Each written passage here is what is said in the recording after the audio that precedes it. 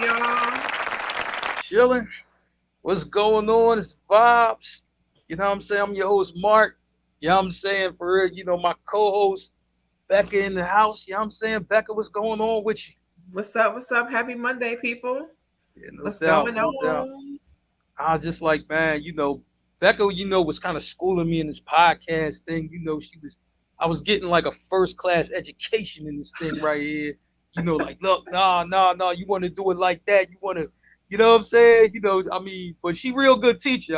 But she gonna be hard on you though. I'm like, man, Becca really could have been a teacher, in another life. Like, for real, she really be hard on you. I'm like, man, when Becca was going back and forth with me on the IM, I'm just like, Lynn Johnson, are you in this IM? I didn't know.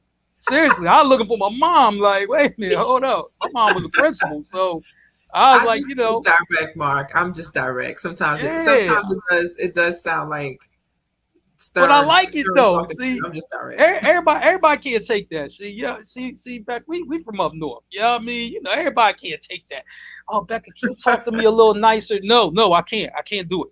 I can't do it. I They gotta go definitely out there. can take that way I am in the South. They definitely feel they just because I'm from New York, they just say, okay, she's from New York. And then because I'm from Brooklyn, they also say, oh, she's from Brooklyn, New York. So they kind of chuck it off as that when Oh. it's really just your ass can't take it. It ain't got nothing to do with it has nothing to do about where I'm from. You just It can't take it. don't have nothing to do with it. I feel you. I feel you on Right. that. But I it's feel tough. you And on that. we're gonna get into that later about the tough things that come with podcasting and all that stuff. Yes, So it's not we easy. definitely are. So stay tuned for that. We just got a few stories, to knock out. Then we're gonna get to the main topic, and you're gonna find out why people left and why people stayed, and all kind of podcast stuff. It's a lot of changes in the podcast world, but this is kind of how it goes, though. So I'm like, Mhm. we're gonna get into that real soon, but we got to start with our first story. What do we got? The game's 10-minute Oh, Eminem diss. first thing, I listened to the entire 10 minutes, right? But I Oh, swear, you had that much time in your life to do yeah. that? But you know what though? I had to like I kept like missing stuff, right? So I was like, all right, I got to turn it back on again. A call would come through. I got to answer a text. I got to do something else. I got to order food from out the window. I'm just like, yo, so I couldn't really get through it. Yeah, it took me about four times to really actually get through it. Like, what part was I on? I was on 5 minute 5:06. All right, cool. Let me go back to 5:06. But Mm-mm. one thing I want to say about the record, and I'm just going to, specifically speak about the record right now. First thing is too long. And, I think Becca, would agree. Like 10 minutes for any song is too long. I'm like, seriously, if you're not Michael Jackson, then I don't really want to do Mhm. 10 minutes with you. Or Prince, or somebody very, very iconic. You know what I'm saying? Which the game, sadly, is not, no disrespect. Um, but the one thing I did like though is that he used every Eminem voice from when M came out to how he raps now. That's pretty creative, and he rapped like in his voice. I'm like, so on a creativity level, I give him a 10. The rap, was okay, you know what I'm saying? But on a creativity level, I give him a 10. And that's just me speaking on the record, you know. Uh Becca, I'm going to fire this a different way to you. Okay. Now, it seemed, the game, I'm gonna say like every time he has a project comes out, he got to diss somebody and he got to make up a story about somebody or whatever to, I guess, get attention on his project. But he's done this ever since, like, I think, his first album, he didn't have to do that because nobody knew him. But I think every other project after that, and the game is, Yeah. I don't know how many, I think he's close to 10 albums, right? Or if he's not at 10.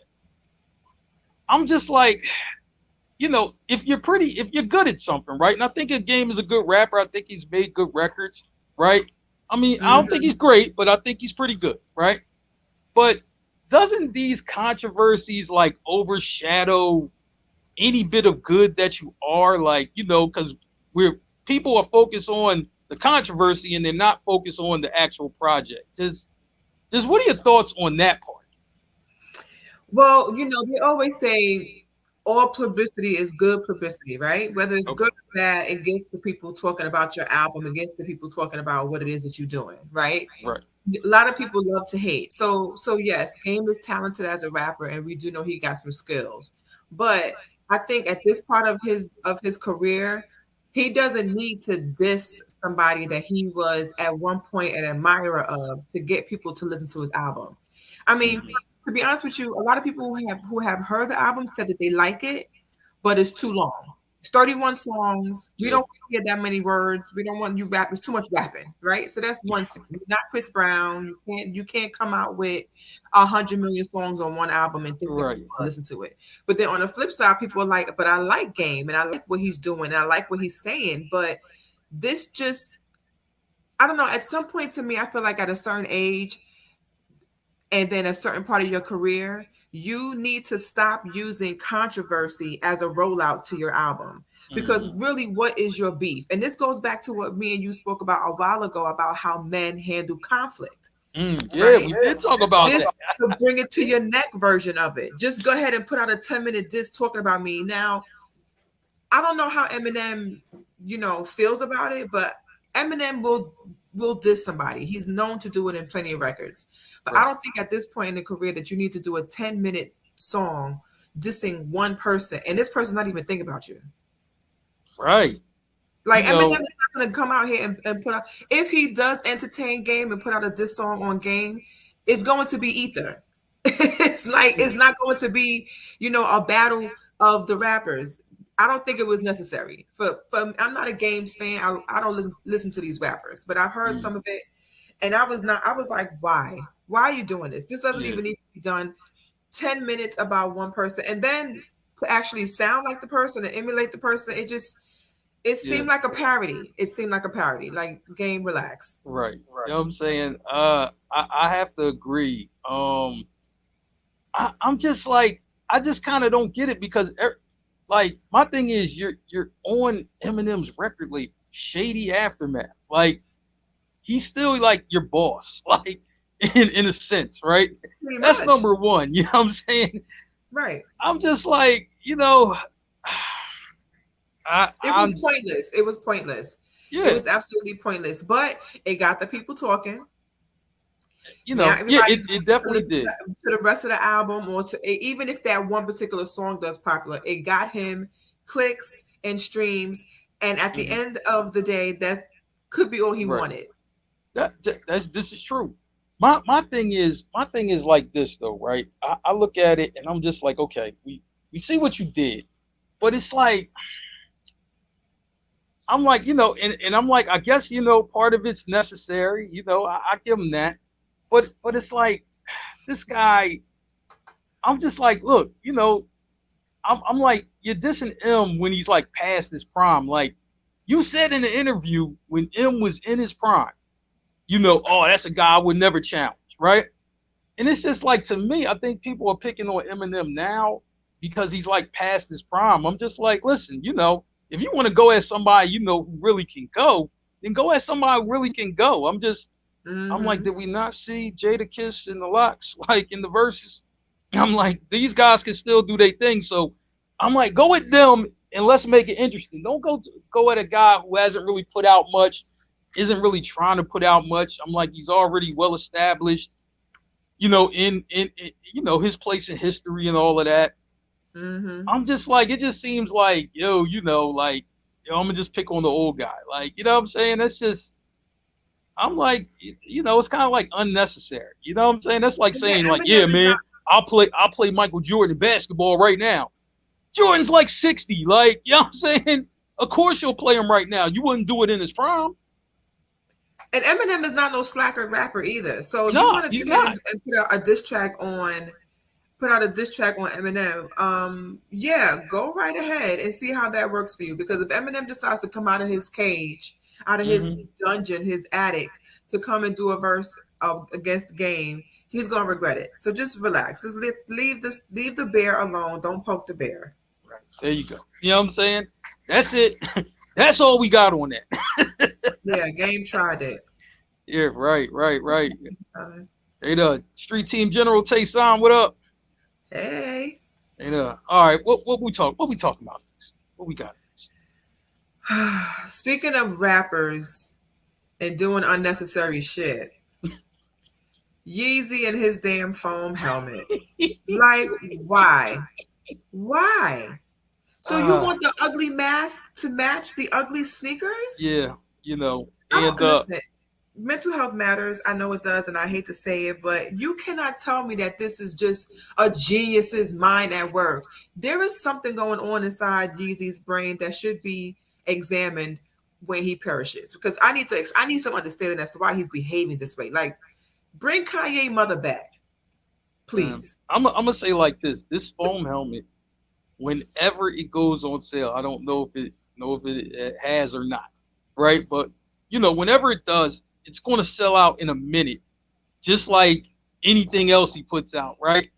I'm Yes, gonna and say I like hate this: that because that's why he some wants to do it. I'm gonna say like this: some of Yeezy stuff, right? I think is really nice. I'm like, oh, that's nice. I rock that. You know what I'm saying? Or grab it for the nephews or whatever. And then some stuff, I'm just, Lord, I'm like, you really gotta be a Yeezy fan to wear this foam helmet mask thing. Like, you just gotta be a fan of Yeezy. You know what I mean? You just gotta be a fan. I'm just like, man, can you make it cool? I guess, but it looks terrible. Like, you know what I'm saying? Y'all have to look this up.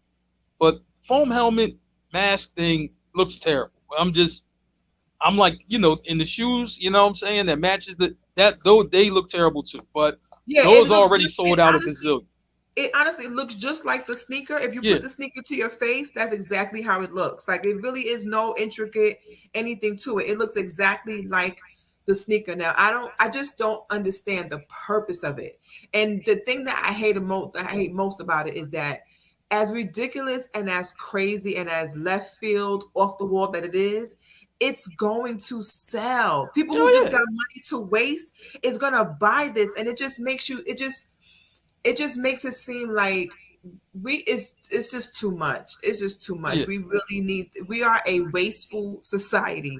And I know that they're not going to be cheap because the sneakers are a buck something, almost $200 each. yep, So this helmet, I'm sure, is probably going to be 3, 4, 5, 600,000. I'm sorry, that's 600, maybe even 1,000. It's probably going to be like a rare diamond encrusted one that goes on for NFT. Like, it's probably going to be a whole yeah. bunch of ridiculous stuff. And it's like, why, Kanye? This is what happens when you are just bored. You're just bored. You got money. So money ain't a thing, right? You're already a billionaire, multi-billionaire. You got nothing but time on your hands to do anything. So you just make a helmet. Like, I don't I, understand it. I don't get it. I'm like, my thing I'm like, it looks bad. You know what I'm saying? But somebody told me, they were just like, yeah, like, I agree, right? But it's going to be a collector's item type of thing. People will go get it. Like, that part, I get. You know what I'm It's saying? It's NFT. I mean, I kind of get that part. Just like with the sneakerheads, it's just like, yeah, what I mean, I got like 15 pairs of the number twos, right? Number two Jordans. Like, I get it. I don't get it, but I get it. You know what I'm saying? It's That's probably, really it all. looks like it needs to be on like an artifact, like in a museum. Like, this is what they wore back in 1925 Right. when they were trying to run away from the master. That's what the helmet looks like. It looks like something that you would see in like my daughter's history book. Okay. I could Yeah. definitely see it at a museum.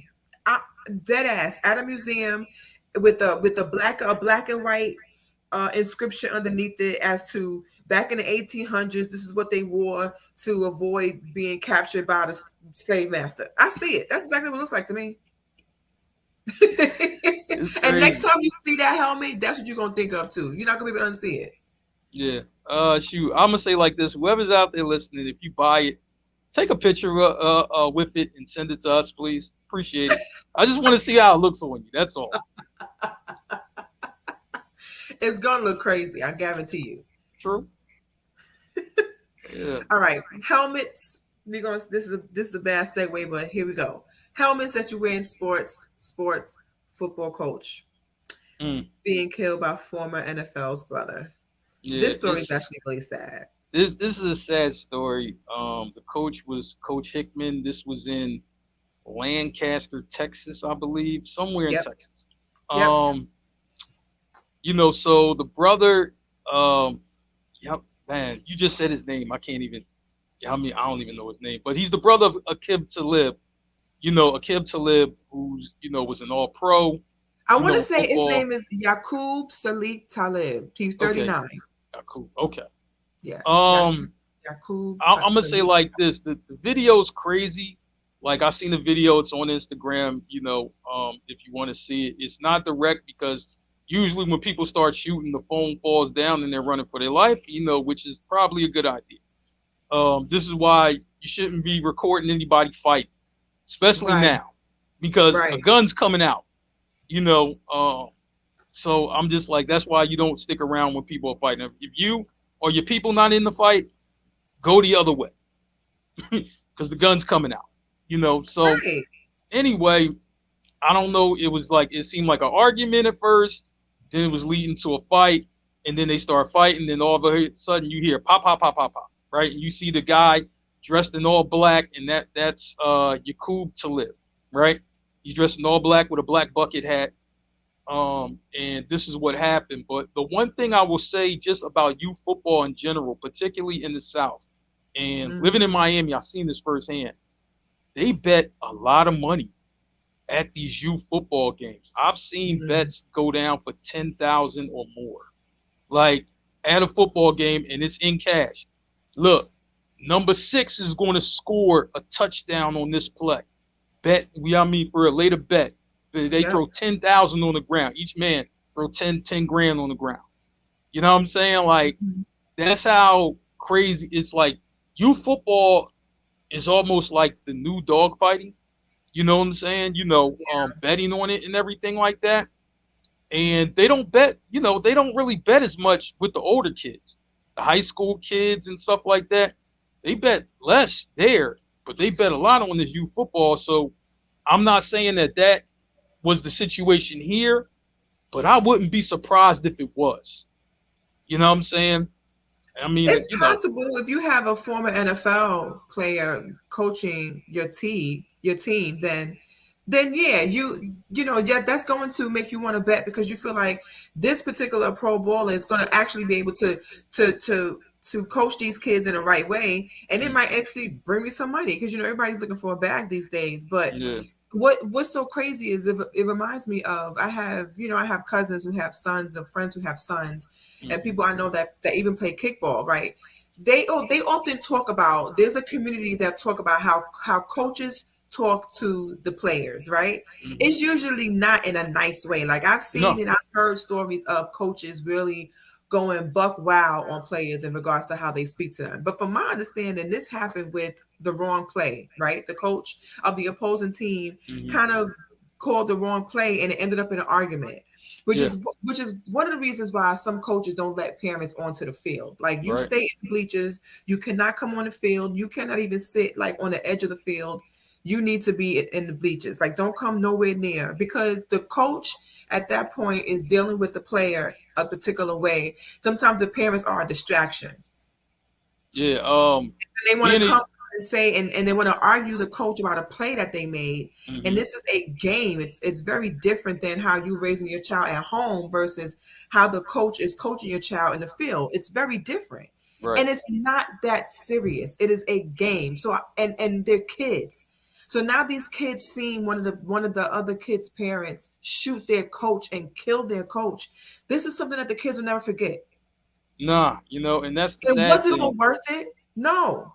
And I'm gonna tell you, being a youth coach, and I've coached football, once, and I've coached basketball, for a few years or whatever. I'm trying to tell you, parents will try to jump in there, particularly the higher stakes of the game. It's championship game and stuff like that, and you get yelled at, you calling the wrong play, coach. What? What the f you doing? And then, all that kind of stuff. Like Yeah. I'm like, man, and I had parents fathers get in my face, and I'm not gonna back down or nothing like that. But it's just like, yo, you know what I'm saying? Like, you really gotta talk to them. Like, you really want to do this right here, right now? You really want to do this right here, right now, right? You know what I'm saying? And family is pulling the guy back, and so I've been there. I know what it's like. You know what I'm saying? And then I try to think like, cooler heads got to prevail. But when you're in the heat of the moment, somebody in your face, like, you ain't thinking like you the coach. You thinking like, yo, this dude in my face. You know what I'm saying? So it's sad that it came to that, and the kids this will never be out of their mind. Like, you know what I'm Right. saying? And This is traumatic. most coaches are father figures to the kids. Like, even if they got a father, you know what I'm Yes. saying? Yes. Like, it's like dad first, coach second. And sometimes, when the dad not around, which is more often, it's coach, it's like It's coach my only. dad. Yeah. Yeah. So I feel bad, for everybody involved. The brother, has turned himself in about an hour ago. He turned himself in, and he said it's two sides of the story, and he's going to tell his side. So I'm interested to hear what could possibly be your side for doing that. Right. Like, what do you think your side of the story is going to be? How you're going to justify that you ended up shooting this man over a game? It's not Right. like he didn't do it. Right. What kind of anger issues do you have where you are first of all at a kids football game with a gun on your waist? That's second of all. But then Yeah. again, that goes into gun laws, which nobody wants to address. Everybody wants the right to bear arms, but while you're over here bearing arms, you have a argument instead of handling conflict the way that we have discussed in a previous pod, Right. you decide to pull Absolutely. your gun out and shoot because you have not learned conflict resolution. Right. Something we spoke about in a pod again about how men handle their conflicts and how sometimes that pride and that ego can get in the way. I'm sure he didn't just pull out a gun because he felt threatened or whatever the case may be. I'm sure he felt his ego and his pride kick in because I'm sure maybe the coach was telling him, "Yo, fall back. I'm the coach. This is the game. This is what's happening. However your child is disciplined at home, that's your part. While this particular kid is on my field and I'm the coach, this is my territory." I'm sure that's Mm. probably what the coach said. Yeah. Especially when you have pro football in your family or in your past. It's a Hmm. whole different way that you're going to coach versus somebody that just loves the game and played it on the street and now you want to coach it. It's very different. Hmm. Yep. Sure, Absolutely. a lot played into it, but I don't know what his side would be to justify him killing that man Yeah. in front of We, those kids like that. well, I'll say like this: when we get an update on the story, we will update you on the story. That's just crazy. Yeah, And rest in definitely. peace to that man and his family Yeah, and all those kids that had to endure that and see that the other parents that was there at the game, they just went to go see their kids play a game and it ended up in a murder. absolutely, That's absolutely, crazy, ridiculous. crazy. Unacceptable. Hmm. Next we got Mike Tyson versus Hulu. Nah, I'm gonna say like this, right?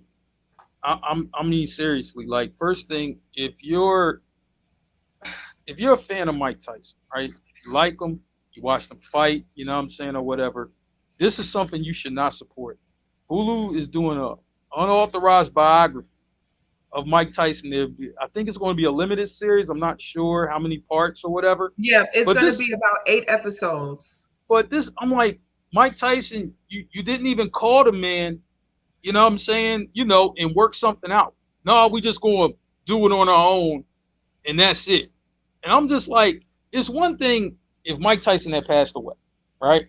And then you do something like this, but he's still living, and he's easy to get in contact with. I mean, seriously, like, I lied to you not. If you want to get in touch with Mike Tyson, you really can hit him on his social media. He will respond. Yeah. He responds to his fans. He just do. That's how Mike is. You know what I'm saying? So I'm like, so you're Hulu.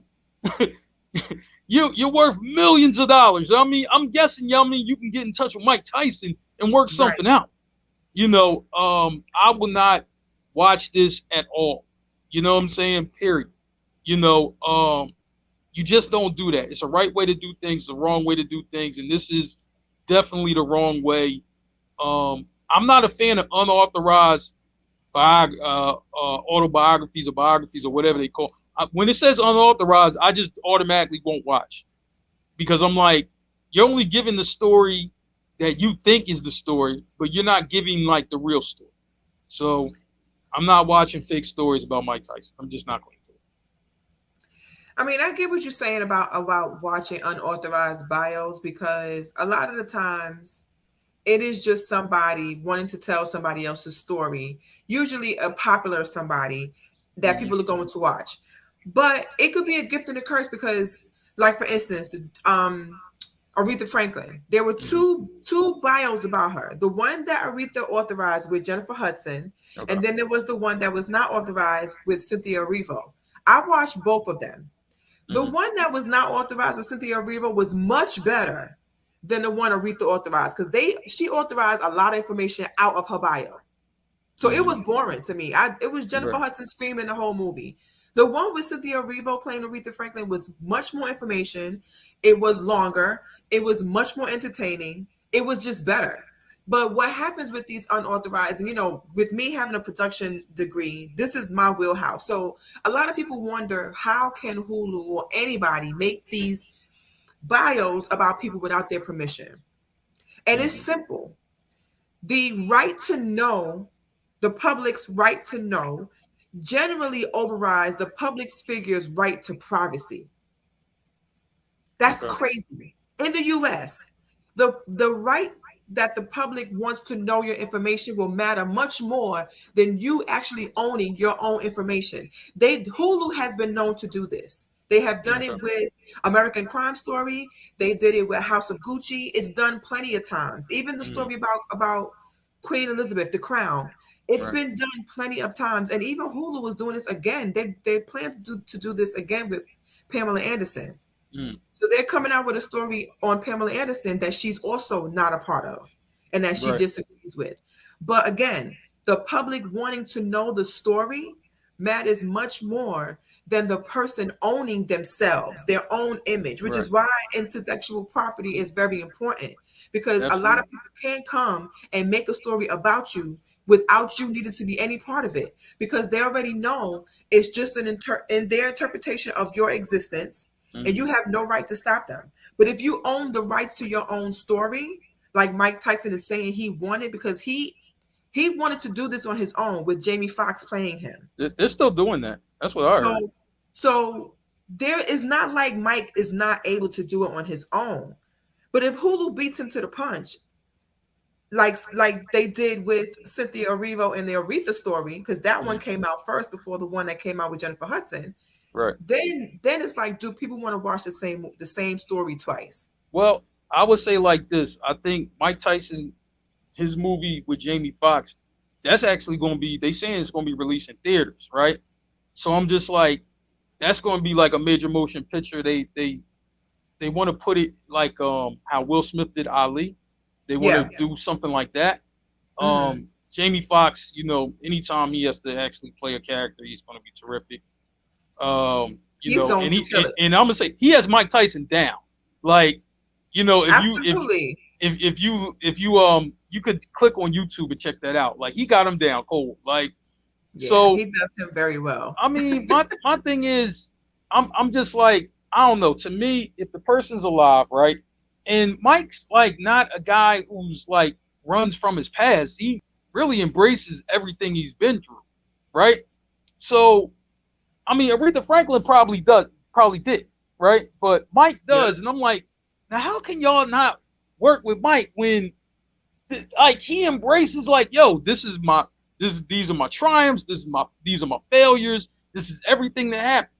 I'm Yep. just like, that's just being like greedy and just not wanting to cut a check. Like that's what it looked like to me. But this is Hulu. Yeah, This I is mean, this you're is right. Hulu, and they've done this plenty of times, and they're not going to stop because it's technically allowable. If they want Hmm. to make a story on someone who does not own the rights to themselves, they can. And it's so crazy that you have to actually have an paperwork etched in stone to say I own the rights to me.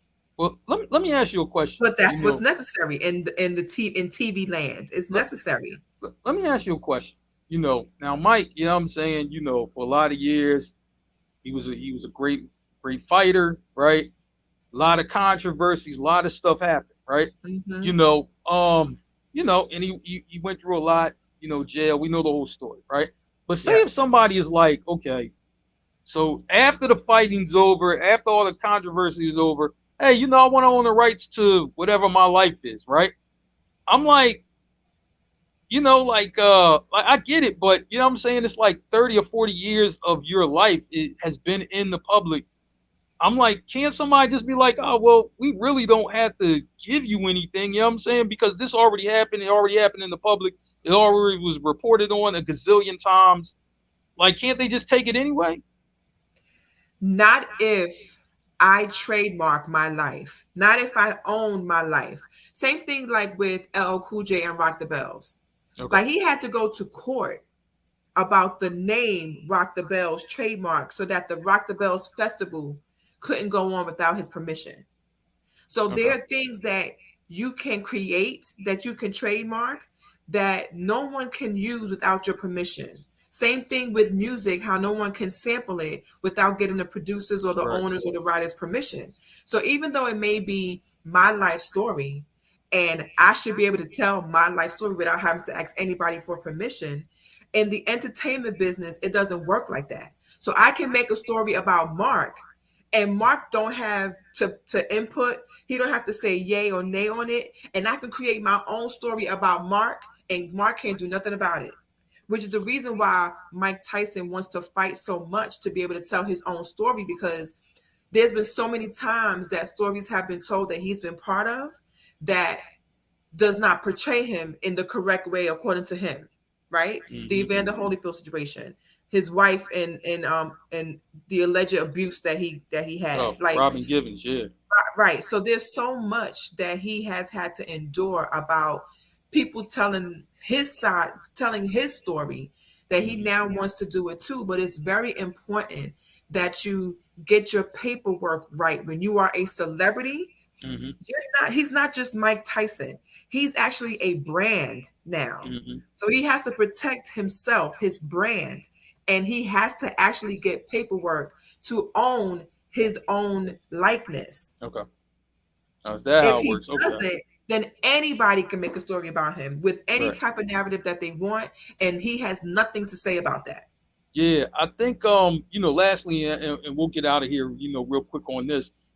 I know, the famous director Oliver Stone wanted to do a movie about Dr. Martin Luther King, Hmm. and the King family shut it down. They were just like, nah, you're not going to tell the story and tell these parts of the story about our father, grandfather, and so forth. And he never did the movie Oliver Stone. He never did that movie. So I'm just like, I'm guessing that they did own they own the rights, to his life and what happened and whatever. So is you might have heard some story about Dr. King, not being in the right kind of light. And I don't know if these stories are true or false, but the family wasn't going to let that type of story come out, about Dr. King. It just wasn't going to happen. Right, because he wanted to show the adultery, the conflicts with King's Mm, movement, his spiritual transformation, some more radical stuff that mm, the King family didn't want out there. They wanted to keep Martin Luther King's image the way that it was, and they don't want nobody to know that he cheated with white women. mm. Okay. They didn't want nobody to know that. Even All right. though people know that, you Yeah. can't put a story, a movie, a TV show, a biopic, or nothing out about it. Let that be in the rumors, right? Let Okay. that stay back there. But Gotcha. if that is able to be brought out, it will taint that particular image that they have of one of our great black leaders. All So right. he pulled back from it. And I Okay. don't think that Hulu's going to pull back from this. Obviously, it's going to premiere August 25th on Hulu. So they're like, so what? We have the right to do it, and we will do it. Same way Beyonce was able to use Khalees stuff without having to go to Khalees, because she Right. ain't the one to give the yay or nay on it. So Right. it Gotcha. sucks, but that's what it is. Okay. You know what I'm saying? You heard it Moving here on. first. That's how it is. Yeah, I mean it's bad, but yeah. Okay. Intellectual property. It's important.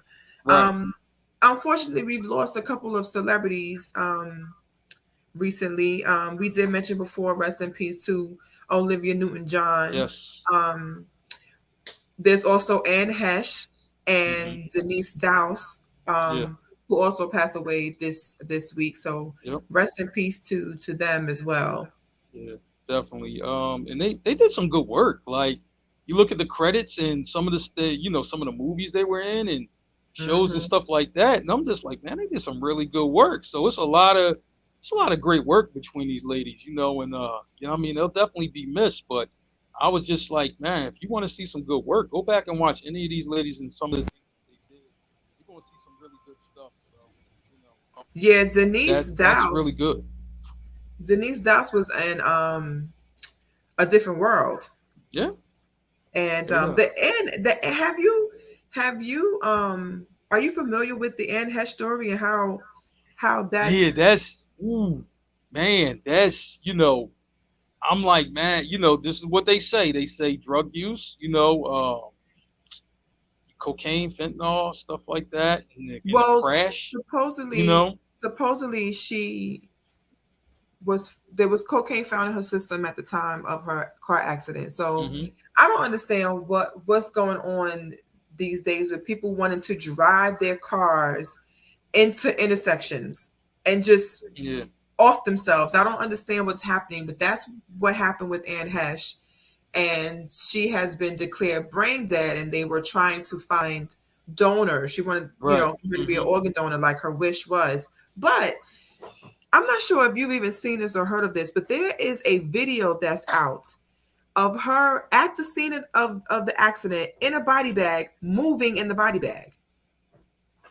So so now the feds have involved themselves to see if maybe it's a conspiracy because they're trying to say at the time that she was captured at the accident and they put in a body bag, she was not completely dead, meaning that she was still moving and it showed evidence, allegedly, let's just say allegedly, big air Hmm. quotes, that she was trying to get out of the body bag.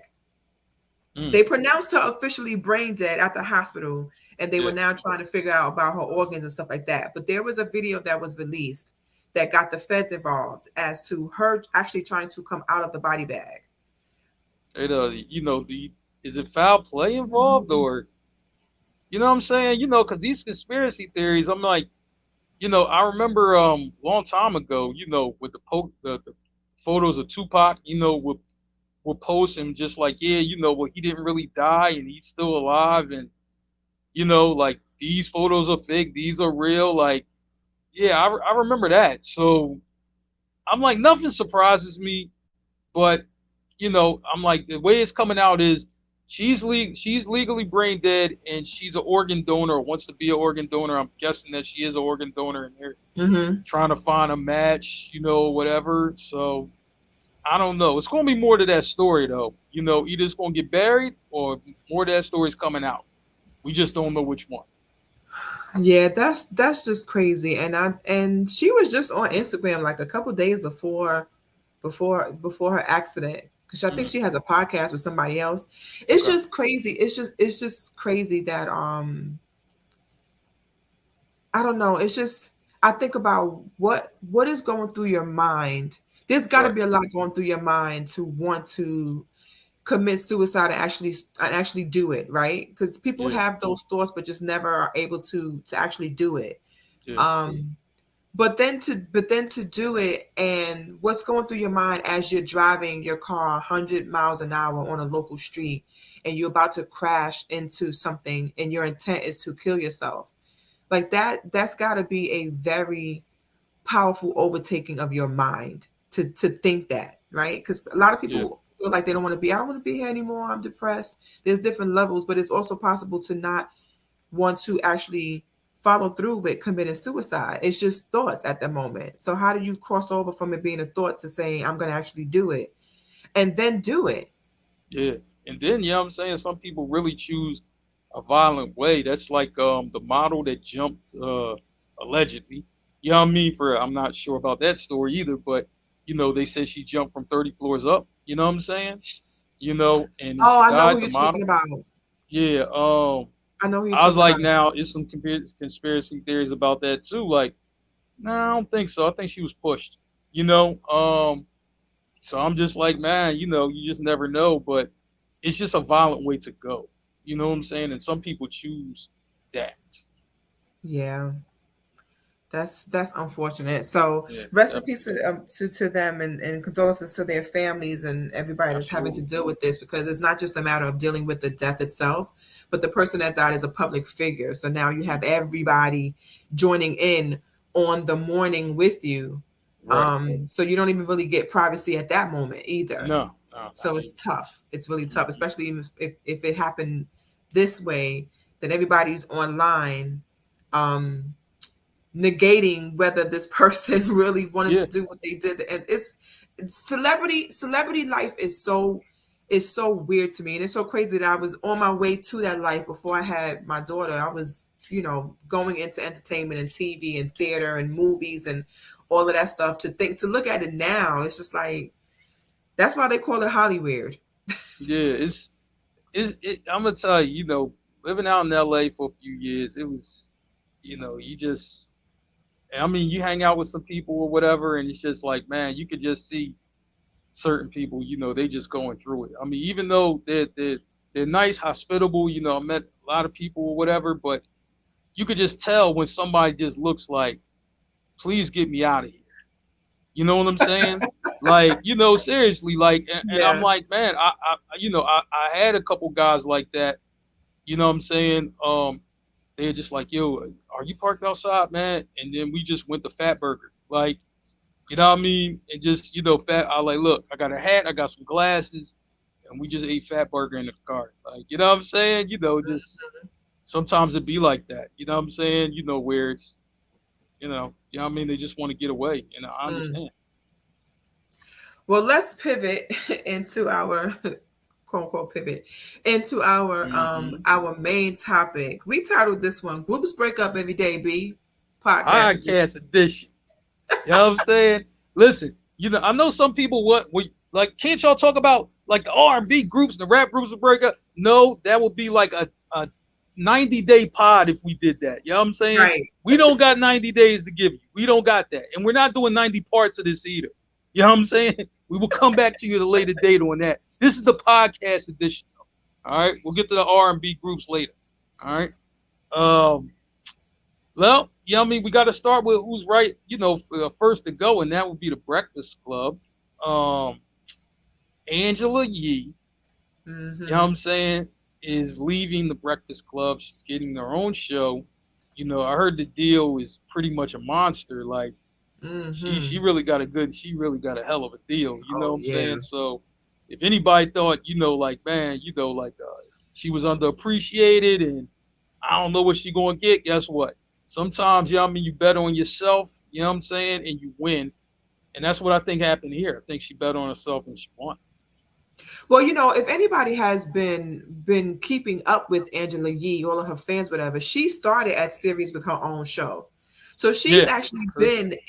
she's been in the business longer than Envy and Charlemagne. Like, she's been in it I from the heard that. beginning. Mm, Serious talk radio, what they call, terrestrial radio, which is her having her own show from back then, mm, right? This is before she became to work with Wu Tang. So people don't even yeah. know her history with Wu Tang. Like, she's been Mm, in the business and in entertainment for a while. And she's always kind of been her own brand. right. When she joined the Breakfast Club 12 years ago, that was her first time being with someone else. She always had her own show. She's done Yep. her lip service by herself. She's done interviews by herself. She's always kind of had her own lane. Mm, And she had to kind of switch it up to be part of the Breakfast Club, because she wasn't going to do it in the beginning, because right. she had her own lane and wanted to Yeah. stay there, especially with two guys. Right. Um, and this is back when Power 105.1 in New York had first started, and they needed a morning show. Mm, Um, Coming off of the heels of Hot 97, they started to be their competitors. So they needed a morning show that was going to be right. as good as Star and Buck Wild that was on Hot 97. So she always had her own spot. But what I started to realize, I'm a New Yorker. I listen to them in the morning. I'm throwback, like Ed Lover and Dre on 107. So I remember when 105 first started, and everybody was like, "Well, who's gonna be on Power 105?" Because Hot 97 had all the good DJs, the good acts, the good Yep. artists, everybody. So Hmm. who was going to go there? A lot of a lot of the beginning players at 105 were from 97. So it felt like people was jumping ship. But Angela Yee was never like that because she always had her own lane. And I feel like over time she just wanted to get back to that. Okay. And it started to feel like there was tension between her and Charlemagne that was easily seen. I think it kind of boiled over the pot when she had an issue with Charlemagne doing that interview with Gucci Man because he was calling her a bunch of names in that interview and Charlemagne didn't really say anything. And it was supposed to be an interview with all three of them, Hmm. but but Angela Yee and Gucci Mane was having issues at the time, so she was like, "I'm not doing this interview," Right. because she felt very uncomfortable. DJ Envy stood behind her and was like, "Okay, well, if you don't want to do it, then I don't want to do it." Charlemagne was like, "We can't miss this opportunity. We got to do it," and that's when people started to think that maybe Charlemagne was just trying to be shady towards Angela, but he was like, this is not my beef. And this is a good interview. We need this interview. So he ended up doing it on his own. Hmm. And in that interview, Gucci took all the times he can, like a Irv Gotti, to talk shit about Angela Yee. Yep. So I remember that's that. I when seen that I feel interview. like it started to turn. And you can kind of Hmm. see that she wasn't that interested. I mean, she has a dry personality to begin with. That's just my opinion. But Gotcha. but so a lot of that is also because she's the only female, and it's a lot of the times she was with, the only female in the room, and it was a lot of heavy hitters and a lot of male testosterone and Yeah. personality in the room as well. So she had to kind of fight through that. And with radio being so male dominated, she already had to fight through that. So I think she just got tired. I think to be honest with you, when I looked at her role on that show, and I don't think I think that was like by design. Like, you know what I'm saying? Like, yo, There we this go. is your role on the team. You know what I'm saying? And I don't think she, because you see her on lip service, you see her on some other things. I'm like, well, how come this how come she ain't on the Breakfast Club? It seemed like she just kind of fall back. But I'm like, then I'm Mhm. thinking like, well, the show probably like this your role. This is what you do. It's just like if you're on a Yeah. basketball team, you might not be the one that gets to take the shots. Like, yo, grab these rebounds. That's what you Mhm. do. You know what I'm saying? So I think they kind of pushed her in the back a little bit and then gave her some things and then she could chime in on some things. But I like you see her on other stuff and I'm just like, well, she's a lot better over here than what she's doing here. So I think she kind of gets a bad rap. So hopefully we'll see, better of her, with this new deal and new show and everything like that. Well, supposedly it's still with iHeart. She had Yeah, mentioned still at heart. a few years ago to one of the top levels at iHeart that she wanted her own show, Yep. and it was just things didn't work. This is way before the pandemic. Just Right. things at the time didn't work, and I remember years ago her saying that it was time for them to sign their contract, Hmm. and she didn't renew with a yearly contract like Charlemagne and Envy did. She went month to month. And I Yeah, I think that think that they was no, I think they got raises and she didn't get a raise. At least that's what was being reported. well, that could be true, but either Okay. way, she didn't sign a deal like the Charlemagne and Envy Right. did. So she was literally at the time where she could leave at any moment. So then the pandemic came and she was still stayed around, but then eventually they came to her and they said, "Okay, we think it's time for you to have your own show," and they gave her the bag. So her lip Yeah. service is already syndicated, right? That's Yep. on iHeart, and Hmm. then this new show, I forgot the title of it, Up with Angela Yee or something like that with Angela Yee is supposed to be coming on right after the Breakfast Club, Okay. which I think is strategic. Yeah, that's that mid morning, you know what I mean, for that mid Yeah, morning that mix, 10 that to mid morning 3 early slot. afternoon joint. Yeah. Yeah, Hmm. that 10 to 3 slot. And Yep. she is going to be syndicated in the beginning over 30 markets. This is what she's saying. But it's going to be in the fall. So she'll still be with the Breakfast Club until the fall. If Right. they find a replacement before then okay, Well, cool. If not, it's just the two of them for now.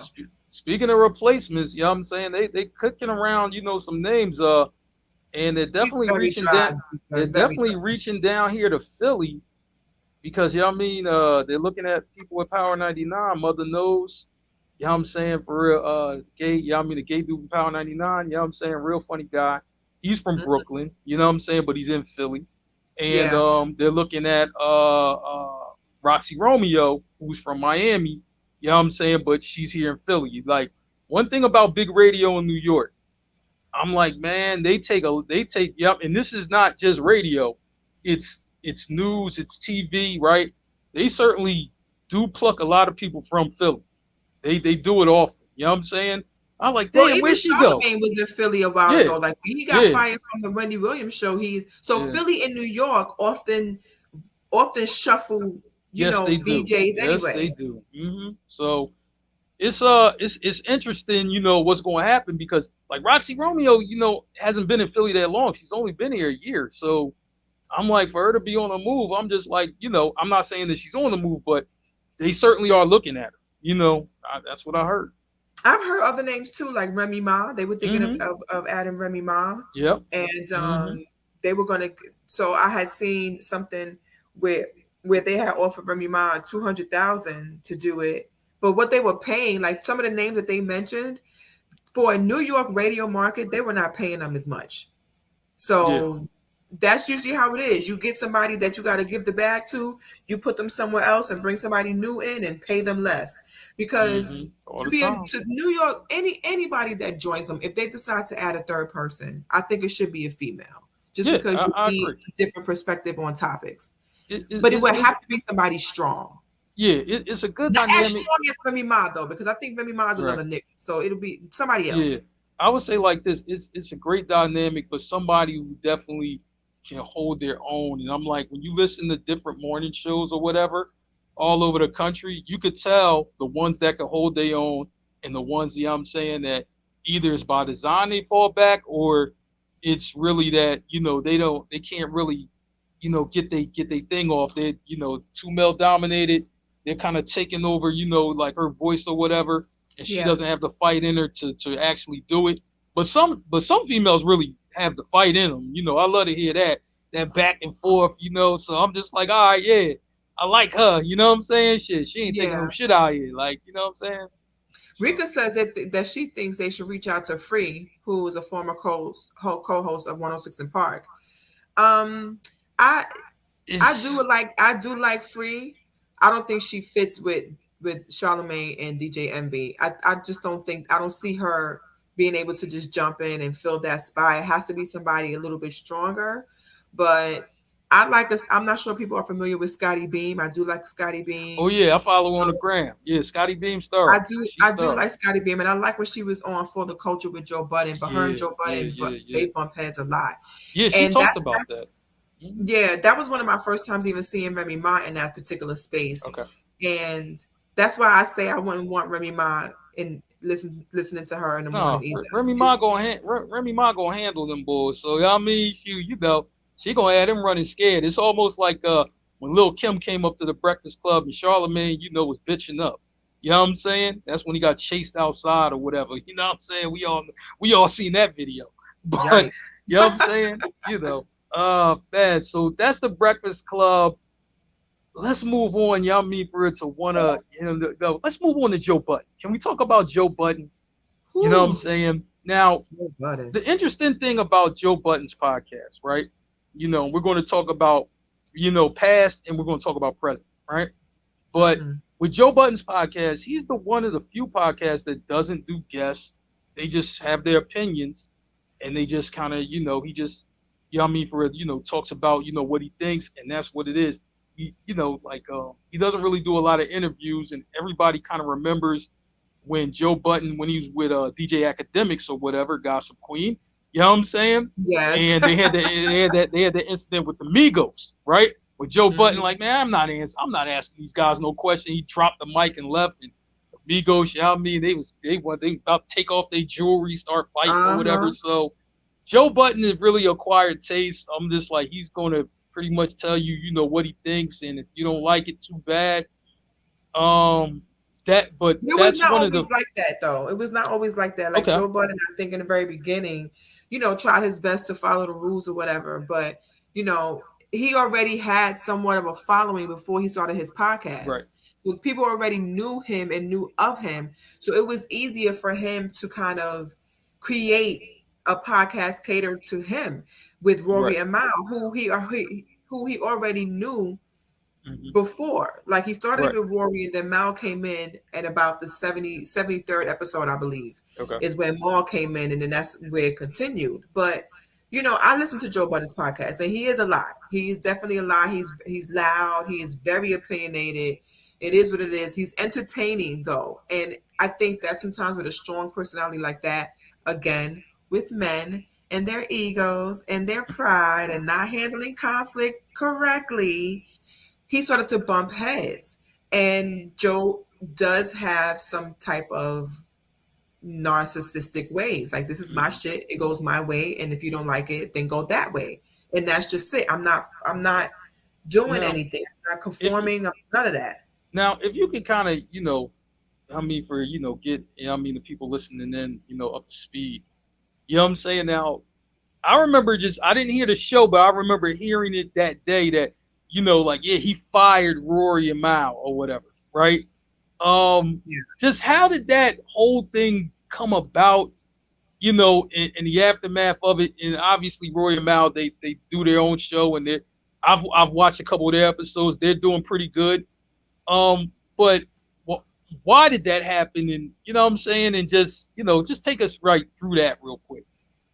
Well, there was rumors of them being issues in the background to begin with because Okay. Joe is a very strong personality and he does not waver a lot. So there was already a mediator between Joe and everybody else on the pod to begin with Okay. because he's so much that sometimes it's hard to talk to him. So a lot of the issues I think stemmed with not only the way that Joe behaves, but the Hmm. money issue too. And Okay. Spotify and his issues with Spotify kind of showed that because it wasn't Rory and Miles' decision to just ask Spotify like Joe did, right? That deal that Joe made with Spotify and the fact that it was time to renew it and he wasn't happy with it was solely Joe's decision. Rory and Mal may or may not have been able to have their say in that. And then they started to notice some things changing in regards to the money. So all they wanted to know was, how is the money being divided? Hmm. Because they may have had some feelings that it wasn't being divided the right way. Okay. According to them, they were not workers for Joe Budden. Joe Budden was not their boss. They did Hmm. have percentage deals in the podcast. So it Okay. wasn't like a salary, but whatever the podcast made monetarily, Rory and Mal was to get a percentage of that. They Okay. felt like maybe they were not getting the percentage, the dollar amounts wasn't, the math wasn't mathing. So they wanted to see some paperwork. And Joe was like, why? Like, you don't have the right to ask that. You don't have the right to want to know that. It's none of your business. Mm. Because, right, Joe kind of treated them like you're my workers. You work for me. They were like, we Mm. don't work for you. We work with you. So there was already Okay. a argument there. Gotcha. Then once the Spotify was time to renew and they didn't give Joe what he felt he was worth, that's when Joe started to spew all this hate about Spotify on the pod. Hmm. Rory and Mal wasn't really able to kind of navigate that well. And then the ego comes. And then the pride comes. And Joe was like, F you. So there was one time where they were supposed to show up to pod and they didn't. Rory and Mal have a very close relationship, more so Hmm. than what they have with Joe. So the two of them were kind of like in agreement, we're not gonna go. Right. Joe in his mind was like, I told y'all to stay home. Fuck it, y'all fired. So Yeah. again, Yeah. I heard that. I heard that. discrepancy. So instead of Joe handling it professionally in the background, he Mm. handled it on screen and fired them on Of course screen. he did. Of They had course he did. already, when he fired them on screen, they had already decided not to come back anyway. Hmm. But that Okay. doesn't look good for them to say we abandoned Joe. It's easier for it to look like Joe fired us on screen and we decided not to come. And even to this day, like Maul does want no part of Joe, none whatsoever. Rory's a little different. Rory has been in the same spaces with Joe, and it hasn't been any beef. He just figures I'm gonna just stay away. Joe's on Mm. that side of the room. I'm on this side of the room. We're good. Maul Right. would never ever want to be in the same space with Joe ever again. I feel like Mm, Mo is on site when it comes to Joe. right. Gotcha. So now Okay. Rory and Mal have their own podcast. Yeah. They're Yep. able to do their own thing. And I watch both now. I watch Joe Budden with his with Ish and Ice. And then I watch Rory and Mal. Do watch the both of them. And they are completely different types of shows. All right. But Now, Joe's still the same. He's still loud. yeah. He's still rambunctious. He's still my way or the highway. Now, here's the thing, though. What's crazy is that I've seen a show that Joe Button had, and he's, taking shots at Roy and Mal, and I'm like, okay, y'all partnership ended a while ago, or a little while ago. You know what I'm saying? I was just like, Yeah. man, it seems like he's I won't say jealous, but he's bothered. You know what I mean? That Rory and Mal are doing pretty well. I think that bothers him a little bit. He will probably never say that openly. And No. bothered, like, he jokes a lot about pod wars, right? Mm, He talks a lot about pod wars and how there's a war amongst podcasts it and is. podcast members. He jokes about it quite often. He joked Mm, about it in this last one. So yeah. he talks a lot about pod wars, and I do kind of feel like the narcissist in him, or he has high level of confidence. Right. Let me say that. Let me not call him a narcissist because I don't know him personally, but high level of confidence Right. is what I'll say. Okay. He definitely wishes that anybody that mess with him fails. Like he Right. said that, like I want all these niggas to Gotcha. fail. Man, now speaking of pod wars and people messing with them, let's go to my city, Philly, all day. Of course, we're Hey, talking about $1 million worth of game with Gilly and hey, Wallow. mm, And it used to be Gilly, Wallow, and Dev, and I know this story personally. Heard it firsthand from Wallow's cousin. You know what I'm saying? Me and him, get our cars and watch the same car wash. So, you know what I'm yeah, saying? Usually I bump into him on Saturdays, right? Wallow, you know what I'm saying? For every now and again, I might bump into him. But I remember when that first happened. You know what I'm saying? I bumped into cousins. I'm just like, yo, what happened with Dev? And yo, look, man, you know what I'm saying? You just like, look, because I heard it before Gilly told his side of the story, right? And I knew Gilly mhm, was going to be outrageous in how he told it because that's Gilly. Like, you know what I'm saying? yes, Gilly is an over the top Philly guy. Like, you know what I'm saying? That's who he is. Like, trust me, being kind of an over the top Philly guy, I know what an over the top Philly guy looks like, right? So, you know you're what I'm not saying? that far. You're not over the top like he is, though. Nah, not He with Gilly. wild You for know the what I'm night. saying? Nah. I don't know. If you gave me $1 million, I don't know. You know what I mean? It might change. Who knows? Right? Um, Money might change you. but I'm gonna say like this, right? Like I I'm gonna say like this in the beginning with those three, Gilly, Wallow, and Dev, it was a good team, to be Mhm, honest. Like, I mean, I listened to them from the start. Dev, kind of ran, you know what I'm saying, I guess like in the radio room, how you run the boards or whatever. You know what I mean? He did a lot of the stuff behind the scenes, a lot of the mhm. creativity, set up, you know what I mean, for real certain parts and things like that. So his contribution, like, actually meant something to the show. You know what I'm saying? Like, Dev is pretty creative, Now he's Yeah, not like a guy from the streets like Gillian Wallow. Like that's not his background. He's more kind of a, you know what I mean, for, a guy, a little nerdy, you know what I'm saying? But he knows like the technical aspect very well. Like yeah, he's really good with that. And, I think, I mean, he came to him, or it was a conversation with Gilly. I don't know how much Wallow was in this conversation.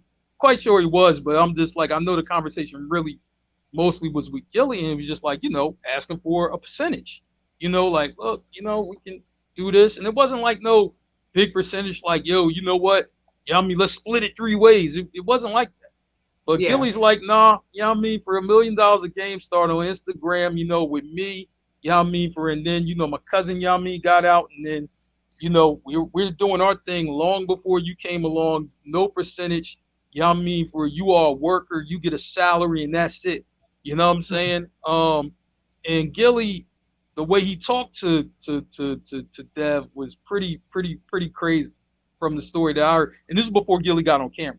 So I was Right. just like, the camera version is a little more tame than the real version as far as what I heard. So Mhm. I'm just like, but he got on camera and just like, yo, man, I can replace you with anybody. You know what I mean? I'm gonna replace you with one of my followers, and you know what I mean, they'll do the same thing. You can't do nothing. You know what I'm saying? We are $1 million worth of game. Without us, it's no show, and you know it. So go back, you know what I mean, to being a nerd, of being, just Gilly being a little bit of a bully. You know what I'm saying? Right. But Right. this is Gilly though. You know what I mean? Shoot, I like, if you notice when Gilly was like, if you know anything about Gilly's rap career, right? Anybody who he has beef with, right? He did the same thing, because he did the same thing to Cassidy. He did the same thing to other rappers in Philly. So this is Mm-hmm. Gilly. Like, once he feels like that you coming, even indirectly saying anything about him, he's gonna come after you, and he's gonna make He seems real very joke about erratic. it. Yeah, he's gonna make a real joke about it. He's gonna try to clown you. He's like one of those guys, everybody went to school with somebody, who really just try to rip somebody down head to toe and be real comical with it. That is Gilly for real. And he still does it, but he's pretty entertaining when he does. But I'm just saying, that's pretty much how that story went. Now, with the Pod Wars thing, what's funny is that when he was going at Joe Button, and he got the details, the contract. I mean, the one you talked about that he was offered that was low or whatever. And Gilly's like, yo, why don't you let me negotiate your deal? Because we over here Barstool, you know what I'm saying? We getting paid, you know what I'm saying? This, that, and the third, you know what I'm saying? And you ain't really getting nothing. So he's like, man, you doing this, but you know what I mean? Your money ain't right, your deal ain't right. You know what I mean? You just not really a good businessman. Like, he basically really was going after him, on that type time. You know what I mean? I know Joe was not happy about that, you know what I'm Right. saying? But they kind of, Right. they were doing their back and forth. But I was just like, man, when you go with Gilly, I'm like, you better be ready, because I'm like, he really be having the receipts for a lot of people. You know what I'm saying? So Yeah. it's kind of wild, but I'm just like, that's just kind of how that is. But one thing I'll say, about Wallow, and I'm gonna let you step in here, Becca. You know what I'm saying? Wallow's kind of like the opposite of Gilly. You know what I mean? For real, like, Completely opposite. Wallow, Complete the opposite. one thing that he said, what I mean, that stuck with me, and he was just like, listen, man. He's like, and he told us, I mean, I was right there with my nephew, because, well, you know what I'm saying, we met up at Roots Picnic, you know what I'm saying? And it was like me, both my nephews, you know what I'm saying, my brother, Wallow, and Blueface. You know what I mean? For, of all people. You know what I'm Of all, saying? I'm about to But say of all people. yeah, but Wallow really was just dropping gems, like, and we're just listening in. Like, you know what I'm saying? Wallow was like, man, really just gotta believe in yourself, man, and really believe in yourself. Really, on me, go after it. I mean, great things are gonna happen. He's just a really positive guy. You know what I'm saying? Through all that he's been through, he's a really positive guy, man. So I mean, I mean, Drake I'm Drake disagrees because Drake feels like that whole thing that happened with him in in Sweden is Wallow's fault, but okay. I like, man. Usually they blame Gilly for everything. You know what I'm saying? I think Wallow's Right. all And right, man. that led to really, his whole explosion about there's no more podcasts. I'm not dealing with a rat. It's like, okay. Yeah, crazy, crazy. But what do you think? $1 million worth of game with Gilly and Wallow. What do you think about that podcast? I think their different personalities balance each other. I think Willie needs Gilly needs a Wallow to kind of Yes, calm his I behind agree. down because he seems very erratic, and I feel like a lot of that is from the excessive drug use. So he might still have some residuals in his bloodstream because he acts crazy. He acts very erratic, and I don't not like silly, but erratic. Like either he's still on drugs or he used to be on drugs. That's just what it looks like to me. Just because I've only ever seen him smoke weed. I only seen weed and alcohol. Not that weed and alcohol cannot have an effect on you, you know what I'm saying? Because it certainly can, but that's all I seen. You know what I'm saying? That I'm just speaking from what I see. and and it could be this that or it could be that mixed with his personality. But I feel Yeah. like you know when you're dealing with again male ego and pride, it's popping up in every situation. It's really hard for men to swallow their pride when it comes to certain things. Like I think that issue with Drake saying that Wallow was the reason he got detained in Sweden makes really feel like, oh, my cousin, because they're actual cousins, they're Yeah, related, real cousin. Yep. right? So it's not just two people who have a pod together; they're family. Hmm. So you kind of mixing the business with the pleasure. Like, yeah, we're related, like how me and Stacks are related. So, Hmm. like, let's say me and Stacks have a really big argument, fallout in regards to the pod, then how do we separate that and then just be cousins? Yeah, Right? you know, So it's and, really hard to do that because I'm going to look at him however he presented himself in the argument about the pod as still my cousin. So I kind of feel like right. that's what Willie did with Gilly did with Wallow. Mm. Like, um, you you didn't make the separation, and that has nothing to do with why Drake got detained in Sweden and kind of like let the thing out. I think Drake played a big part into Gilly saying, F this, I don't want to do a pod with a rat. And just he went buck wild on his cousin. And his cousin was like, man, it ain't even, he was very calm about it. Like, it ain't even Yeah, like that. And he yeah, just went yeah. wild on That's it. crazy. I hope they can make up, but Yeah, maybe. and I think they did. I think they're okay now, but it's I mean, because they cut on, like, I'm gonna say like this: family will cut on you the worst.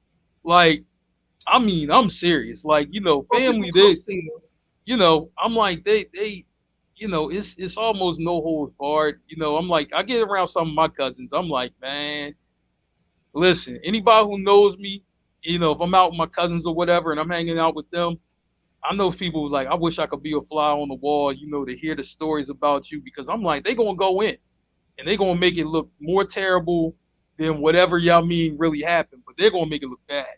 You know what I'm saying? Yep. But that's how my family is though. That's how we are. I'm just, and they thinking it's just me and the cousin, me and the guys. I'm like, me and my sister be having knockdown dragouts.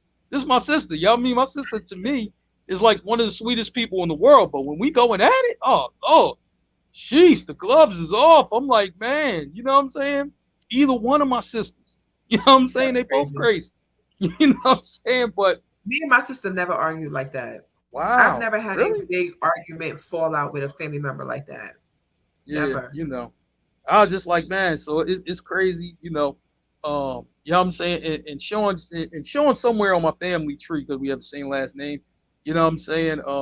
He recently got upset with me, you know what I mean, and this is the real reason why, Becca. I told him Queens didn't get the money, and that's where that whole thing stemmed from, you know what I mean. No, Seriously, I you didn't know it was didn't. going to affect them that bad, but it did, you know what I'm saying, and it was just like, man, like, yo, Becca, can you talk to Sean because he won't talk to me. You know what I'm saying? He's like, well, what'd you say? I was just like, I just said Queens didn't get the money at all.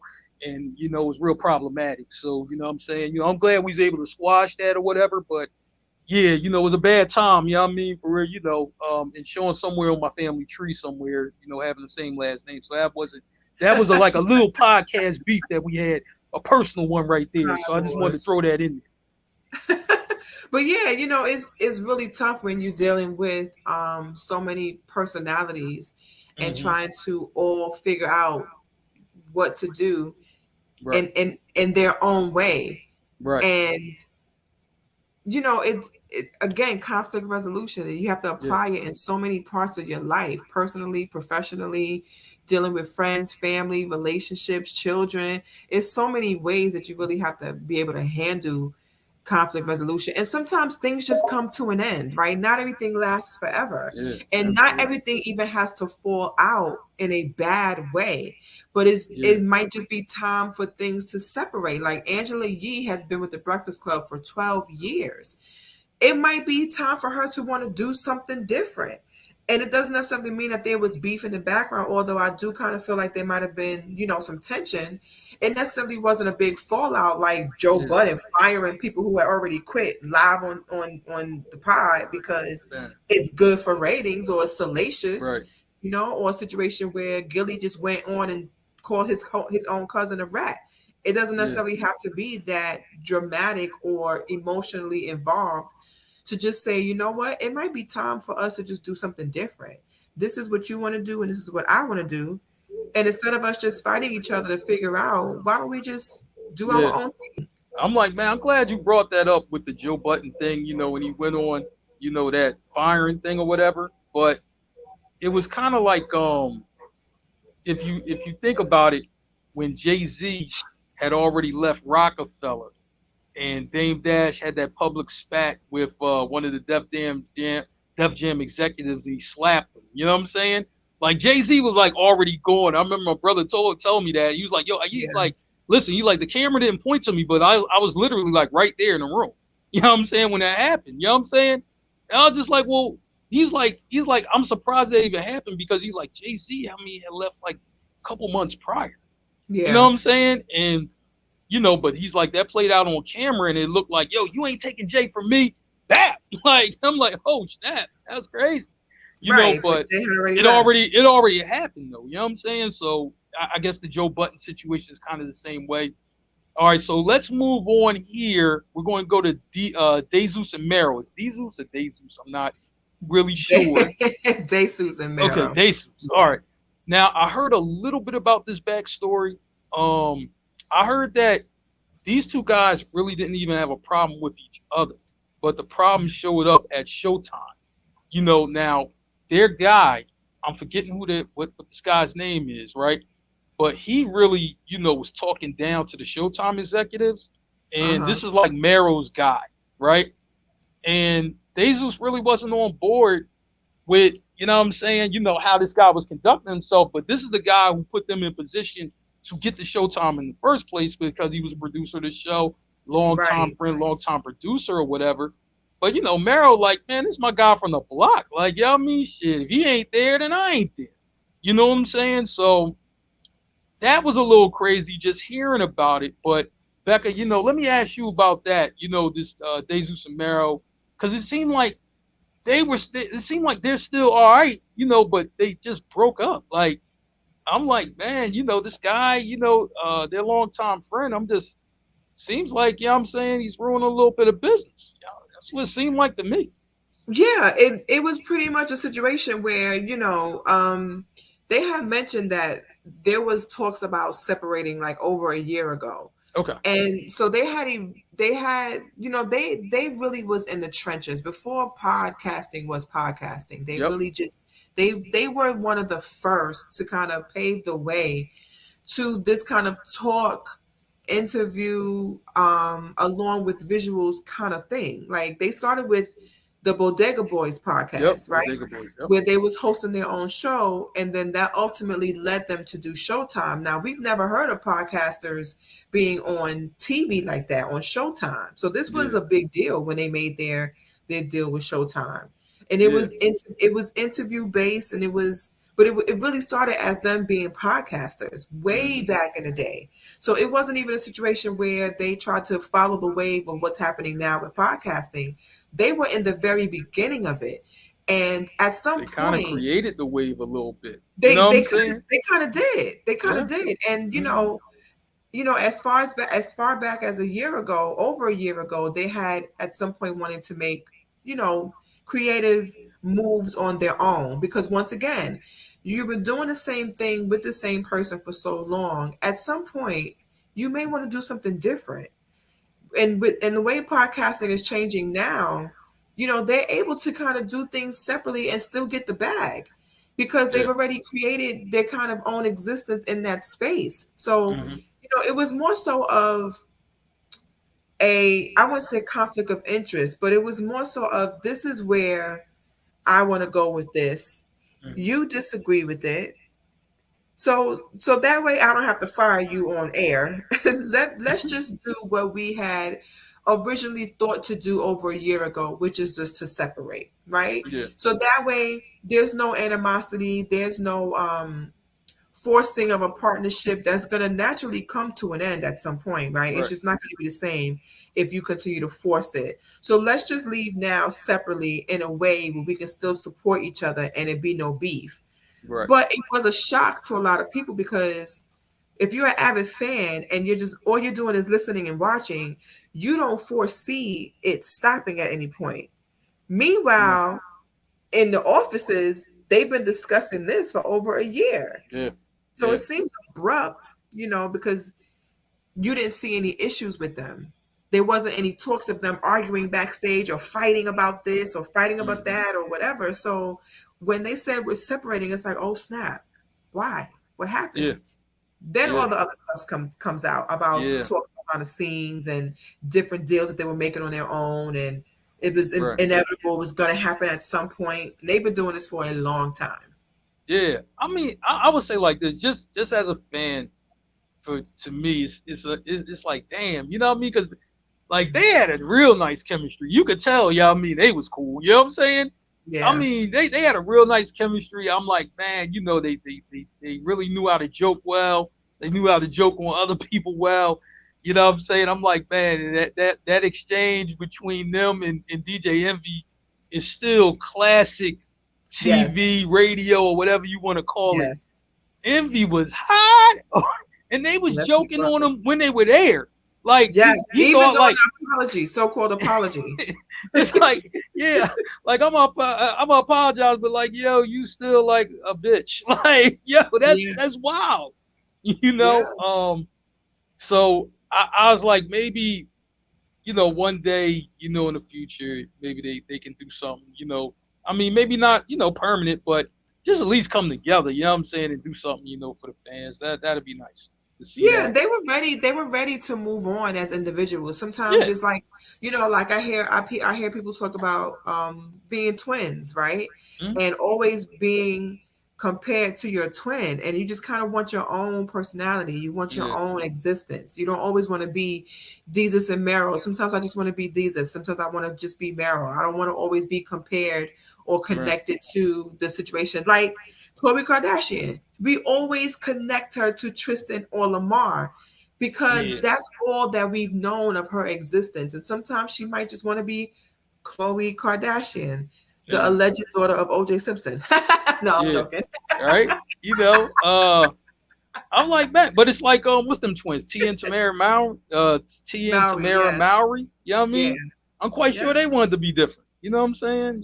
Yeah, and people have compared them all the time and even say that one is a blacker twin than the other because she has a black husband. So there's always some type of comparison. So when you're part of a group or a duo or a pair, Mm-hmm. you always are going to be connected to that person that they people have seen you with. This is So true. you got to fight sometimes for your own personality or your own existence. And I feel like with Jesus and Meryl, it was just time for them. We've only always saw them together, Yeah, just true. right? We've True. never True. seen them separately. So it may be time now for them to just separate and do their own things and remain friends. So that way, before the ego and pride comes in, let's just bow out gracefully Right. and carve our own lane and support each other. Right. Absolutely. You know what I'm Because saying? creativity is going to take over at some point. And once you have to fight for creativity, it's no longer fun, then it becomes work. True. All right. So the last podcast we're gonna get to is the pivot. This is one of my favorites right here. Hmm. Now they started out as I Am Athlete with Yes. another former player, Brandon Marshall. And Brandon Marshall, I'm like, he's obviously famous for playing football, but he also really brought this mental health aspect to about athletes that a lot of people really didn't know of, and the things, you know what I mean, that they got to have to go through, with being an athlete, concussions and things like that. He Right. really, brought a nice spin to it, and then he kind of brought, I know he had, oh man, you know what I mean, I'm forgetting my man, Ryan Clark. I know he had Ryan Clark in there with him, right from the beginning, and I think Yeah. Shannon Crowder was there too. I'm not sure if Yeah. Fred Taylor was there with him in the beginning, but I think he might have came a little bit later. But Yeah, he did. okay, you know what I'm saying? But they moved away from I Am Athlete. Don't know why the split was. I don't know the story behind that. Um, but then they moved to the pivot. You know what I mean? Where they're interviewing all types of people. Not just Well, athletes, but from everybody what I'm else. hearing, the story is that Channing, Mhm. who is the one with the with the big mouth, who always ends up viral for some Well, crazy. he's the one who stays talking about Russell Wilson. I still don't Yes, get and that one. he's calling men beautiful and asks Kevin Hart about the nudist beat. He's Yeah, I seen reckless. that one. He's reckless. But he stated that Brandon wanted to do something bigger that Channing didn't believe in. Right? He Okay, didn't believe in whatever that other vision was. So here we right. go again with somebody or somebodies Hmm. wanting to do something different and the rest of the group not kind of seeing it or wanting to do it. So, you know, again, it wasn't. an argument. It wasn't a fight. They just decided to separate amicably. Right. And, he has been, known to say that he's rooting for them in whatever they do.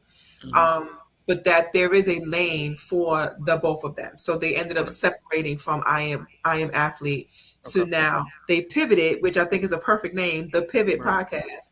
Right.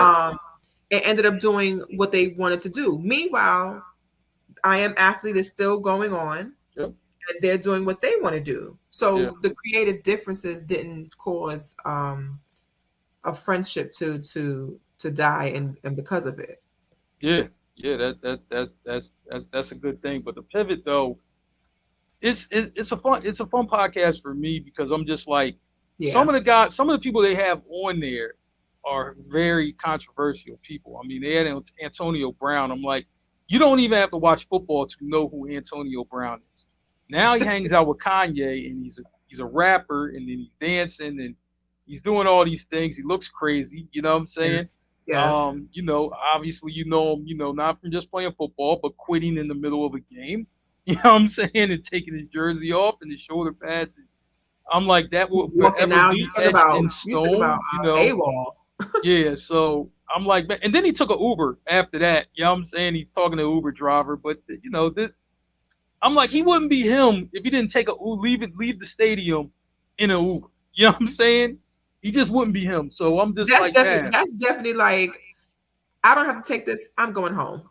right. You know what I'm That's saying? So I don't have to take this. I'm going but home. they have some real interesting people in there. The Kevin Hart interview, I mean, obviously Hilarious. gonna be near and dear to me, but you know what I'm saying? It was a good interview, but I'm like, man, they're pretty good because Ryan Clark is like very media. He's media trained, media savvy.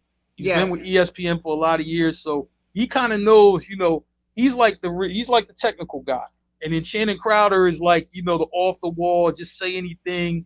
You know what I mean? It comes to mind type of guy. And Fred Taylor, is kind of calm, cool. Yeah, I mean, calm, cool demeanor. So it's a I nice told mix of Sean one time he personalities. reminds me, him and Ryan Clark remind me of each other. He was like, never, no one's like me. I'm one of one. I'm like, okay. But if you Oh, if you if you watch the pivot, Ryan Clark, Mark, doesn't he give you Sean vibes? yeah, you know what I'm Media saying? media Sean never trained, wants to be compared to anybody. He think people should be compared to him. You know what I'm saying? of course. He's one of Seriously, one. Yes, of I was like, course. listen, I remember Sean Sean told me J. he was just like, look, I gave Jordan the idea to even design them sneakers. They wouldn't even came out if it wasn't for me. You know Shout what I'm out to saying? Sean J. Yeah, slash Sean J. seriously. You know what I'm saying? But I ain't yeah, starting I I ain't starting with you, Sean. I'm not starting with you, man. You know what I'm saying? that Seriously. was me. Blame me, Sean. Yeah. Um, I like the Pivot podcast, and I'm not even into sports like that at all. But I do like the way that they engage with the whoever they're interviewing, and it's Hmm. it's funny. It's Yeah. funny, and I think for me, what makes it more interesting is because I'm not into sports. So to watch these guys, I don't have any preconceived notion about them or their personality or anything like that. So when I'm watching an interview and I see Channing tell this man that he's beautiful, I'm just like, oh my God. Why? Yeah. Why did you do that? Well, I mean, When this is the same guy that said, like, man, well, why would she be with him instead of Future? Future's the man. Like, what? meanwhile, calling Like, somebody else a square every show, I think there's a little bit of hate. I think he wishes he was able to pull somebody like Sierra, but yeah. that's just my I mean, personal here or opinion. there. You know what I'm saying? I got Yeah, but that's another example of a podcast separating and it you. not being a major beef or anything in the news about how it was a big blow up behind the scene and Right. people was fighting and arguing. Sometimes it might just be time to leave. Like we've dealt with that here, even within the guys podcast of so much, there's so many things to talk about and there's so many personalities that sometimes it is a struggle to figure out what we're talking about. Who's going to be able to talk about it? Does anybody have knowledge of this? Is this your lane? Like Mhm. music, like sports is not my lane. I don't know anything about sports. So for me to be able to talk about sports, I would have to do some research. Music, maybe kind of, sort of, but my music is still old. Like my playlist is stuck in the 90s. These new rappers, I don't know nothing about them. So I would have to read up on it, right? Versus Or anything anything dealing with motherhood or being a woman or being newly married or just relationships in general. I can talk about that for hours. I'm living that and breathing that. That comes Mhm. easy for me. Yeah, but I'll tell you one thing, where the music ties in though, you know what I'm saying? That's like King Combs' new song with Kodak Black. It's Lil Kim's old song. You know what I'm saying? Crush on You. You know? Yes. So it's crazy. Like I'm Or telling you, Meg Thee this Stallion's new song is Jodeci's remix. yeah, you know what I'm saying? So like sometimes you'll hear that. You know what I'm saying? Like, wait, I know that song, but then it's crazy because with like like us being like you know what I mean for real a little older now and then we you know what I mean we're all have kids around kids or whatever you know what I'm saying I'm just like man I remember my mom and my dad I was like yo what's that you listening to like yeah I'm listening to this this Hmm. Mob Deep or whatever oh well this is where that record come from man like man this Bad Mob Boy. Deep original mom you know what I mean Puffy sampled every song from the 60s, 70s, yeah 80s. Like so Puffy's whole existence was bringing back the old yeah stuff. so I just like but I'm like it's Like you crazy said, give because her it's the like R&B topics. you get to do you get to throw that what I mean at the kids now when they say oh this that new joint not really you know what I mean this where it come from Yeah. you know what I'm saying so Yeah. you get to do Yeah. yeah you get to do that to your daughter you know what I'm saying Yeah, nah this where that absolutely. come from you know what I'm saying I can put it on you know Yeah, so but so it just makes you that's how you can kind of connect the dots and mm, make a conversation about it. yeah But it's still like with so much going on in life, there's so many things to discuss and so many absolutely ways to discuss it. It's just a matter of what. And mm-hmm. potting may be fun, but it's not easy. It's Nah not easy to just get on here weekly and talk about. Sometimes even we talk about hot topics or entertainment news. Yes, the news makes itself, right? The mm-hmm. content is there, but 50 things happened within this week, right? Yep What do we talk about to make the pod interesting that makes people want to watch us Monday, Tuesday, and Wednesday? For those that mm-hmm. are not physically watching on YouTube, for those that are listening, like right now, what's happening with podcasts is people are not watching as much as they're listening because Nah we're back outside. So during the yeah pandemic, watching it was much more lucrative because people was able to sit at home. They could not go outside. So they was yep able to sit and watch potting now. Instead, people are back outside. So they may be listening when they're at the laundromat, while they're driving, while they're cooking. There's so many things. So people are listening more than they're watching. So now you mm-hmm. have to engage where somebody wants to spend their time while they're cleaning the house listening to you run your mouth. You Absolutely yapping at the captain about what? What is it that we're going to discuss that makes somebody want to give us an hour and 30 minutes to 2 hours of their time mm-hmm. while they're doing their other stuff? It's Absolutely not easy. We could talk about anything. We could talk about whatever pops up on the shade room. But is that going to make somebody want to give us their time on a weekly basis? That's a lot. For somebody who doesn't know us, Mark, to mm-hmm. say, I'm going to tune in Monday, Tuesday, or Wednesday at 8 a.m. and dedicate maybe an hour to 2 hours of my time to just listen to people we don't know, their opinions about stuff is a big thing. yeah That's not a light thing at but I all. tell you though I mean, going on that drive though, you know what I'm saying, and then just popping something up. That's all Yeah, right though, seriously, I'm just like, oh man, like all right, I'm listening to it, you know what I'm saying, I'm just yeah. riding, Because so music can be entertaining, right? Music puts you in a mood. But yeah, hearing two people talk might not do that for you when you have to drive 5 hours. People might not say, let me put on a podcast. They may say, let me put on some good music so this 5 hour drive don't seem boring. oh yeah, So it's a lot. It's a lot, but I it's would a say lot. like, yeah, I feel you. I mean, to me, it's just like you kind of want to get to what part you want to get to. Like, all right, so if somebody like they play this tomorrow, right? Wait a minute, I want to skip straight to the podcast stuff, right? I'm with Yeah, you. You know what I mean? I'm with you, dude. Like for real, we would, so that's all you got to do. Just like yo, just hit that red line or whatever. Like, all right, let me move this about 45 minutes. All yeah, right, cool. Do you, man? You know what I'm yeah. saying? So And I I mean, can understand being a podcast watcher and listener, how a lot of these groups end up breaking up or pivoting or Absolutely. changing, members or whatever the case may be, because sometimes you got to switch it up. It could get Absolutely. monotonous. It could get to the point where it's like, all right, if nothing entertaining happened that week in the news, what are we going to talk about? We have to end up creating our own content. Then Absolutely. that comes into, well, what can we create that's engaging? What can we create that's interesting, that's going to make people watch Yep. us? Because if Absolutely. if it's not entertaining and people don't care to watch us or listen to us, at that point it's just a hobby and something for us to do to kill time throughout the day. But there's Gotcha. no end goal. Yep. But that's what it is. That's the podcast game wrapped up in a nutshell. You know what I'm saying? So I'm like, man, thanks to everybody, tuned in with us, listen, and everything like that. Let's shout out some sponsors real quick. Shout out to Strim. You know what I'm saying? That will be channel 6. That is the guys podcast network. So check that out.